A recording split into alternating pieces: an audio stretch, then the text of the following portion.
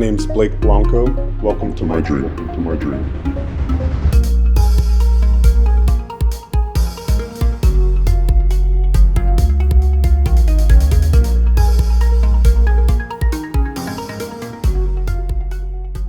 I was born in Torrance, California, and grew up in Nashville, Tennessee. As a child, I wanted to do a little bit of everything. I wanted to be a magician. I wanted to be a surgeon. I wanted to be an architect. I was drawn to art as a kid, but it's not anything that I really pursued. I ended up moving to Los Angeles to pursue a career in acting. And shortly after that pursuit, I just realized that it was not something that I really wanted to do. Art was something that I was finding on Instagram. And it was great because it really gives you a sort of behind the scenes perspective of what an artist's palette looks like or their process. And being able to see that made me think, oh, I can do that and I would like to explore this. So I moved back to Nashville to take time away from everything and just focus on creating art. I spent about a year in Nashville and realized Seattle was going to be an area I thought I would be able to have a career as an artist. And I also just love Seattle. So I came out here and started pursuing art about 9 years ago. And I started exclusively working with oil paint because there's this allure to oil paint. It's the most difficult medium to work in. And I spent years sleeping in living rooms of friends' places, bussing tables at a restaurant, because it allowed me enough time to come home and just work 10 p.m. to 5 a.m. on painting and then going in to work the next day. And working with acrylic, you can paint almost anything onto it and paint it onto anything except oil paint. So there were so many great opportunities to start working in other mediums like sculptures and then incorporating painting on top of that. I would consider myself to be a surrealist at heart, and leaning into sort of a neo-realism sort of style or work that has an otherly sense of realism. So almost realism, but under a different light or in another world. And the painting Happy Together is one that I started just a few months before the pandemic happened. I started asking myself, what walls is this table sitting within? Who is around this table? What happens if you change the angle of the table? And what about maybe doing a less traditional format? And then COVID happened, and I just realized that this was something that I needed to make work about. So the painting, ultimately, I like to keep it open for interpretation, but I like to think of it as a hangout during the pandemic within your COVID bubble. You know, your very close group of friends that you were hanging out with when maybe you shouldn't be. There's a clown. I don't think you really ever see a clown when a clown is just at home.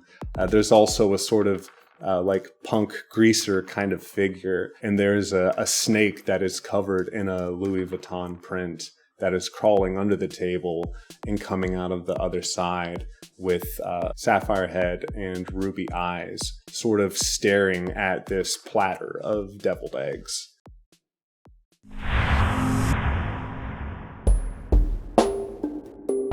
Agoraphobia is a piece where there is a sort of plastic looking, very muscular figure sort of kneeling down. You know, agoraphobia is being uncomfortable around being surrounded by the masses or within the masses. And instagoraphobia, I like to think of it as the same sort of thing, this anxiety that is caused by thinking anyone in the world can see you. And so there's this sort of overexposure of oneself to the world to get validation, almost to be seen, but in a way to not really be seen. The figure has the sort of like hypnotic glasses, and that's a reference to this sort of misperception of oneself induced by social media, because apps like TikTok and now Instagram put an automatic 3 to 5% filter on the cameras so that you are going to want to use this app because you look better on this app compared to another one. And I think we allow ourselves to be hypnotized by this, and also in some ways are not even aware by how hypnotized we are by it.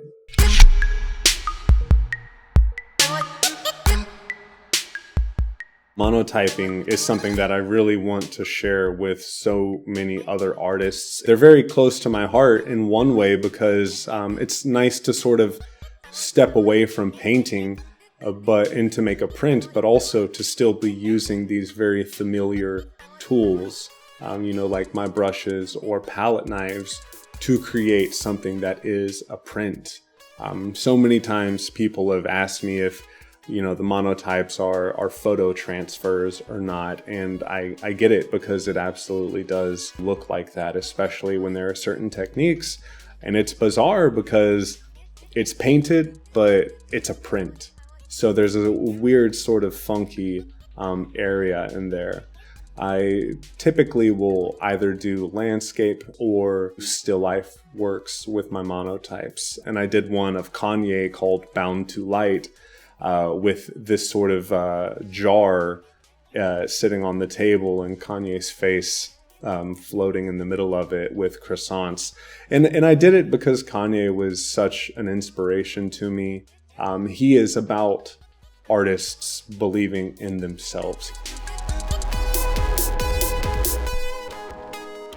With my other monotypes, specifically referring to Maya, so Maya is essentially renewing and replenishing the old and putting it through, your own unique filter. You know that traditional still life work has been massively successful. And then if you put a sort of newer twist to that, that would be a good explanation of what Maya stands for. The self-portrait sculptures are two of the first sculptures that I have ever done. And it was probably my first time really stepping away from acrylic painting to see what could happen, because there are all sorts of materials that you can use. So the sculpture is comprised of cardboard filled with expandable foam. I've used some other paste materials. I've used some epoxy clay.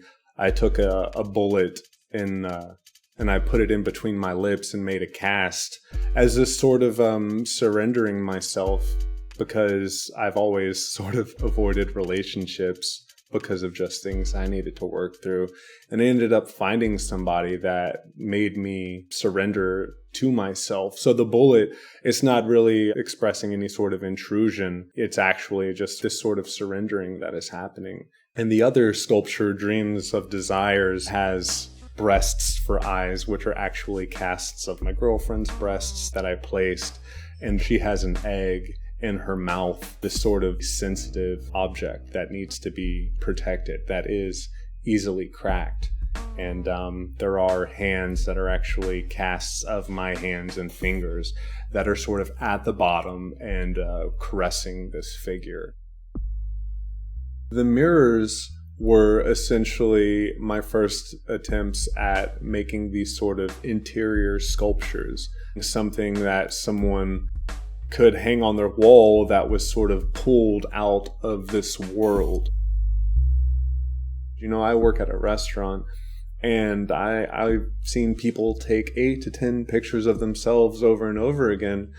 And I think the internet creates this sort of very unhealthy relationship with self-image. Whenever you look into the mirrors, they are distorted. It's hard to even see your reflection in them. You can only see an outline of yourself, but rather there's a beautiful rainbow gradient, this really beautiful spectrum of color that you get to see. It represents the spectrum of color that allows us to see the world around us. Some of them are kind of this sort of, stop looking at yourself, or, stop really focusing on your self-image. Showing at BIMA has been the best experience of my life. It's also been very peculiar because I'm not represented by a gallery. I don't sell a lot of art, I think because of the sort of obscure and strange nature of it. You know, it means so much to me that someone was willing to take a chance on what I had been doing, because I have applied with this work to 75 plus different galleries and spaces in the world. And then to have a museum want to sort of scoop up my work and show it has been much more than a dream come true. I would go and buy art supplies and not have enough money for food because there was just something in me telling me that I needed to create these things, that I had to. There is absolutely no other choice.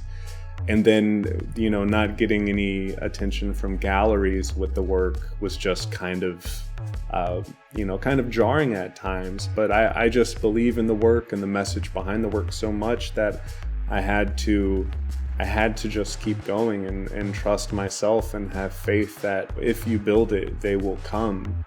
Now I know I'm capable of putting a big show together and having it be successful. So I am now just going to pursue that in full force.